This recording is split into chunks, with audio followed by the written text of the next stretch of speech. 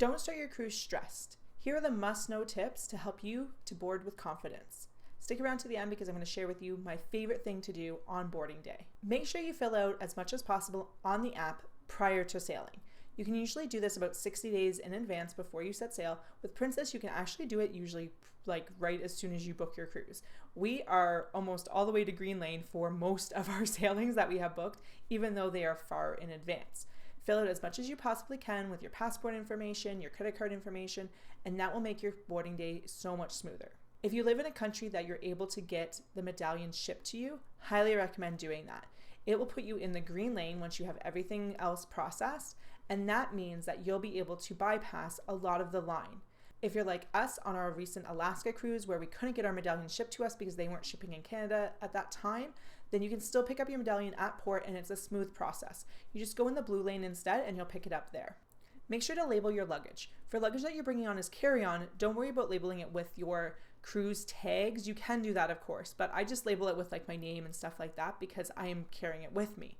For any luggage though that you are checking with the porters, you need to make sure that you label it with your cruise luggage tag. I highly recommend getting some of these. These are just the cruise on tags from Amazon. I recommend buying the Princess one specifically so that way you know the Princess tags will fit in there. So label those with those. I'll link those in the description box below for you. But pick up some of those. You can put them in there and it'll keep it much more protected since it is plastic and not just your printed off version that you're stapling to it. Make sure that you arrive early. We have had huge successes on all our cruises arriving early. Tends to not be as busy, tends to be like not so chaotic on the ship either. We were really lucky with our last cruise with Princess because we were able to get on very early. The process was a little bit slower because they were still disembarking when we arrived and we had checked in, but we just sat in the lounge. We were lucky. I'm elite, so we were able to sit in the elite lounge. So if you do consistently sail with Princess, that is a huge perk. You get to sit in your own embarkation lounge and there's like some snacks and stuff like that, which is very nice. But anyway, if you arrive early, you'll be able to get on the ship, be one of the first people on the ship when it's less busy, and it's so much nicer to start your vacation as soon as possible. When you do arrive at the port, make sure that you know which lane you're supposed to be in. It will tell you on the app whether you're green lane or you're blue lane. Green lane means that you have done every step on the app to check in as well as had your medallion shipped to you at home. If you are unable to have your medallion shipped to home, then you will be in the blue lane. That is pretty much the only time you should be blue lane is if you aren't able to get your medallion shipped to you. Please make sure that you fill in everything possible because then you aren't holding up the line, you aren't wasting your time, you're able to get on the ship as fast as possible by having everything possibly done. Even if you aren't able to get your medallion shipped, you can do so much stuff on the app beforehand so that way you're just going in, they're double checking your passport, that's it. Whether you're blue lane or green lane, make sure that you have your passport and documents ready.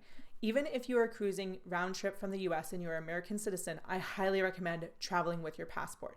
You just never know what might happen. Better to have your passport on you at all times when you're off the ship, and just to be safe, you just never know. So highly recommend traveling with your passport. Make sure you have your documents ready. Make sure you have your boarding pass ready, whether that's on your phone, which is what we do, or a printed version just in case. And that way you can go smooth sailing through the line. Also make sure you have anything you might need during those first few hours on board. Make sure you have a little carry-on bag, whether that's a backpack or a rolly suitcase. I prefer a backpack, but I know for some people that's physically not an option because backpacks are not the easiest to carry around. But I highly recommend having something with you. If you want to go swimming on this day, make sure you have your bathing suit. You don't need a towel. They'll have towels on the ship, but make sure you have anything you need. Any medication, any valuables, any electronics, keep in your carry-on because your porter is going to be taking your suitcase to send to your room. You don't know when you might get that. Usually you get it like by the time you're checked into your room.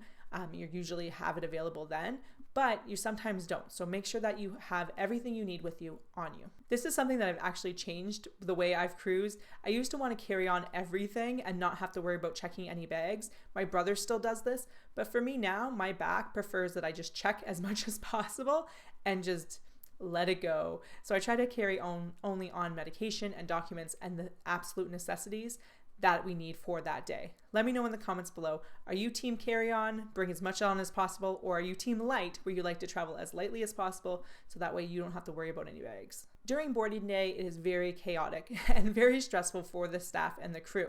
Please be patient with them. They have a lot of guests asking a lot of questions, and so if they're not able to help you immediately, please be patient with them. Same with when you board onto the ship. If you aren't sure where you're going, feel free to ask, but please don't be angry at them if they're trying to deal with a whole bunch of crowds or if things are going a little bit slower than usual or slower than you would like. As soon as you board the ship, go straight to your muster station. Highly recommend doing this. I wish Princess was like Royal, where you can actually do your muster drill on your phone before boarding the ship, and you can do it with your children before boarding the ship.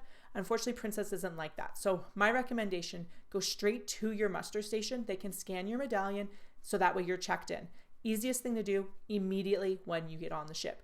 We were really lucky because we actually boarded our cruise right at the Princess Theater. So we were at the medallion station right there, scanned our medallion, we were done that part. Then, if possible, go and sit somewhere and watch the video. It's not very long, it's like 6 or 7 minutes, but then you get that off of your chest, off of your list to do, and you're done. You're done your muster. So much better than the musters of the past, so might as well do it right away.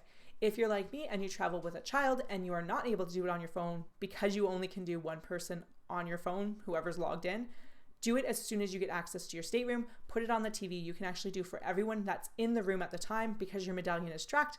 They know who is in the room, so you're able to get it done. Make sure that you also explore the ship a bit.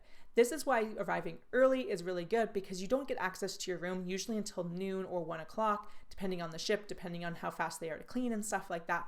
But it's nice to arrive early because there's less crowds and you're able to explore the ship a lot easier without so many people.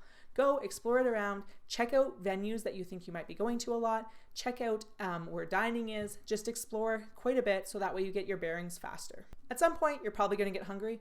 Highly recommend skipping the buffet. No matter what cruise ship you're on, skip the buffet. Everyone is going towards the buffet because they still haven't had their bearings yet on where they can eat. We were on the Crown Princess. We had lunch at Salty Dog Grill. It was fantastic. There was no line. We were really early, but there was no line. Another thing you can do is you can order your food. I'm not sure when that's able to start on boarding day, but you can order your food directly to you. Don't really recommend that just because the crew and the staff are kind of busy on boarding day, but you can go to a lot of different venues. You can go get sliced pizza. You can go to Salty Dog Grill, depending on what venues are open and what venues are on your ship. The International Cafe, any of those things. Highly recommend just skipping the buffet because it's probably going to be most busy then. And make sure you don't miss out on my favorite thing to do on boarding day, and that is checking out the sail away party. There's always a big party. I used to think that parties were like a bad thing, but now I'm like, no, the sail away parties are so fun.